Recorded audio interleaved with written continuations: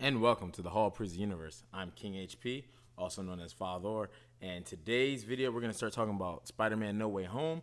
And we're going to talk about that end credit scene, right? And we're going to talk about the ending. We're going to have to jump straight into it. But first, we're going to talk to you about the free giveaway. That's right, Stormbreaker. Okay, so how can you win? How can you be a part of the giveaway? Stay tuned to the end of the video, and all the details will be released then. All right? Awesome. Now, Spider-Man No Way Home. The end. If you haven't seen it, let me get a spoiler warning. Spoiler warning. Get up out of here. Get up out of here. Get up out of here. Get up out of here. You still there? Are you still hanging out? Cool. Got you. All right. So let's talk about it. We got Spider-Man. We got Andrew. We got Toby. The secret's out, right? They can finally freely talk about it, right? So Tom Holland Spider-Man will be continuing to go forward in the MCU, right? He is now he's got to be the best Spider-Man to me, right? For a couple of reasons. One, his depth that we've watched him grow. I don't think we saw the same with the others. Definitely not Andrew's, right? But more so than Toby's. But your opinion is your opinion. So to see these three on screen, the questions we gotta start asking, right? That once we get past all the amazement and all that stuff, where does this leave Spider-Man, right? Because Spider-Man, he's defeated Goblin. He sent those guys back to their worlds. Some are fixed, like Doc Ock. So there'll be branching timelines. I've just come to that conclusion. Like there'll have to just be branching timelines, which we understand that because of Loki. You can't send somebody back. Doc Ock, he said he had Spider-Man in his clutches, right? He had him in his clutches. But you're going to go back there like, Peter. You know what I'm saying? So now it's got to be a branch timeline. So I'm not too worried about that. I don't think the MCU needs to focus on that. I don't think they even care to focus on that. Let that be in the mind of whomever, right? But Peter Parker, we got some questions. No one remembers him at all. At all, right? They cast a spell to not remember who Peter was. So now you it's like a soft reboot, really, right? Because a lot of stuff you see, people were like, oh, too many people know about Peter, and it's like, Then Tom Holland's not my Spider-Man. He's got all this Stark tech and blah, blah, blah. He ain't got it no more. And we saw the suit. The final version of the suit going forward with Spider-Man is comic book accurate. My man, right? His blue was a little different to highlight, though, almost to highlight. But it's not a Stark Tech suit. No more HUD. He's going to have to use his own senses and abilities. And we saw some of that when he got knocked out of into the astral plane. Hey, for those that ain't seen it, that punch that Doctor Strange hit Spider-Man with was the same punch. That was the same punch Logan Paul hit Tyrone Woodley with. Because his body went down and he went to the astral plane. My man was with the ancestors, but that's neither here nor there. We can get in that in a whole other video. We can do a whole crazy boxing, you know. Yeah, he knocked his whole his astral form out of him. But Peter's body was still keeping the box from Doctor Strange. And Doctor Strange couldn't figure it out because that's a part of his physical abilities, not like his soul or his astral, right? So his body has unique reflexes, and I think they did that for a couple reasons. One, it made a really funny moment in the movie, really great to see. But also letting you know Peter can get out of harm's way sometimes without even being cognizant of the danger. Like, we understand the Spidey sense, and we saw it working in a different way in this film. Where, remember in Infinity War, the bus, the hair stood up. But in this one, it was the noise. And it, like, drew Peter to where Goblin had kind of just taken over Norman. And Peter was aware, like, immediately. And then he had to figure it out. And he webbed him. So we're going to see a Peter Parker that's really dependent on himself, right?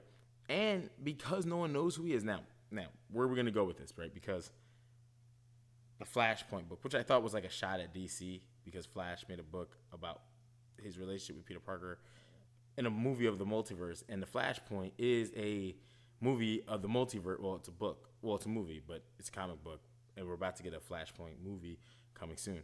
But I thought it was like a good subtle jab at DC. Like, this is how you handle multiverse movies, and Marvel delivered. But going back, what happens if someone reads that book? It's gonna have Peter's name in it, or is that erased from it? Or do people not just recognize it and they think it's a fiction book, right? It's like it's a made up story, or he used someone's name to take place of who this person really is, because no one knows who Peter Parker is, right? And there's still evidence of Peter, so it shouldn't erase things off the internet. For instance, I said Mary J. MJ still had the broken shards necklace at the end of the movie. She probably just doesn't know who gave it to her. She might think Spider-Man gave it to her, right? But not Peter Parker, because she doesn't know a Peter Parker. Neither does Ned. They're still talking about the MIT stuff. Boom, boom, boom. And we know Peter. I mean, where does this leave them? Because Ned would still know he was magic. Ned probably even knew I was on the Statue of Liberty. We're fighting with Spider-Man, but I just don't know Peter Parker. So it's a weird concept, right? I've seen where people are talking about, oh, he has no relationship with the Avengers. That's not true. Everything they did was with, it's just Spider-Man never revealed himself, right? So like Doctor Strange may remember Spider-Man and the fact that I fought with Spider-Man in space and Spider-Man saved my life. And I tried to ask him his real name and he was just like Spider-Man, instead of, being introduced as Peter Parker and stuff like that. So the knowledge of Spider-Man is not going anywhere. It's just, I think like people will remember that, anytime when we saw him take his mask off, they probably don't remember that. They probably just remember him saying, I'm Spider-Man or something like that. So, good little way to reboot, kind of fix some things that people were like, because now people can say, all right, Spider-Man's working on his own. He's out of the high school phase. He's going on to college now. He got his GED. And this allows the character to grow with the actor, right? That's another reason why this is dope, because Tom Holland is around mid-20s, right? Still fairly young, but you can't play a high school kid forever. And I think even though Tobey Maguire didn't, I believe he ended up with a job and rent, and him moving on so fast in 3 movies, and he didn't look the part really in high school. It was kind of like, this guy's too old. But Peter now gets to go on. There was Amy Pascal was talking about Spider-Man 4, 5, and 6 already. But in fact, they're already talking about they're in development right now for Spider-Man 4. So who do we see? Remember that multiverse breaking open, and we saw some people. And I think one person that everyone clearly knew they saw was Kraven the Hunter, standing there with the spear. And we know Kraven the Hunter has been cast as Aaron Tyler Johnson. What was his name? Quicksilver from the Avengers Age of Ultron movie, right? That character, the kick-ass character. So that's been cast. So, of course, we're going to show him, right?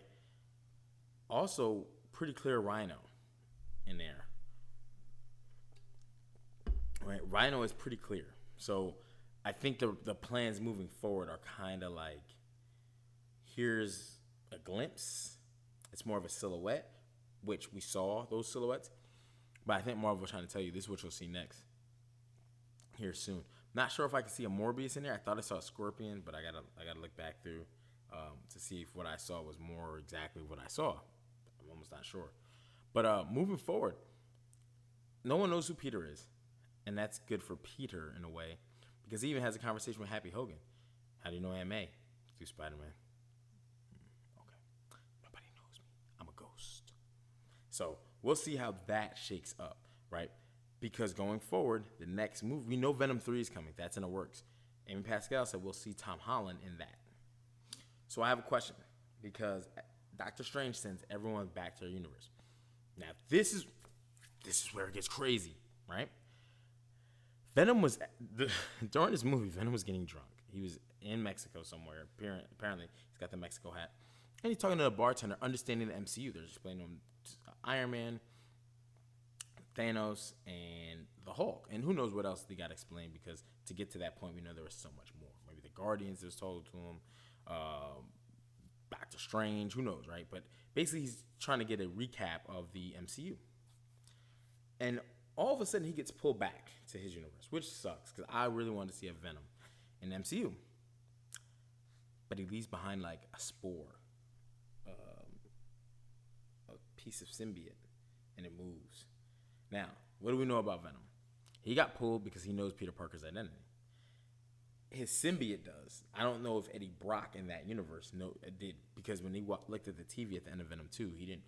Venom's like, that guy, right? And watch the bing, Venom 2, spoilers, review. We'll talk about some of that, right? So he leaves behind. So now we have Tom Holland, classic Spider-Man suit. No tech, no Spider-Man, no HUD inside, no talking to Karen. I believe he's what he named his HUD in Far From Home, and I believe he probably didn't go with that with all the social things and people calling Karen. We already know. So, but we never heard. I don't remember hearing a Karen reference again. So, but what we do hear is, or what we do see, is that symbiote left behind. We understand it knows Spider-Man. Right? I mean, that's how Venom knew him, which brought him into this universe with Eddie Brock in tow. So what are we going to get here? A potential for down the road Venom in the MCU. Different character. Eddie Brock probably still, but a way to tell it where it's, probably in the college years. It'll probably do that. I don't think they're going to rush it. At least not the MCU version. But would he be able to top Tom Hardy's? I think so.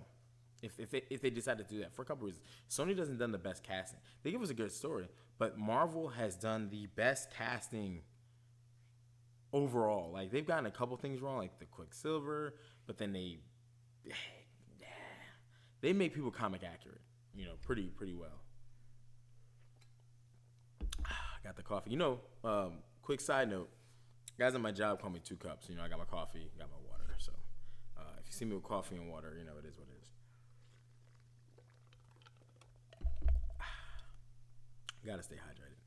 So, with that being said,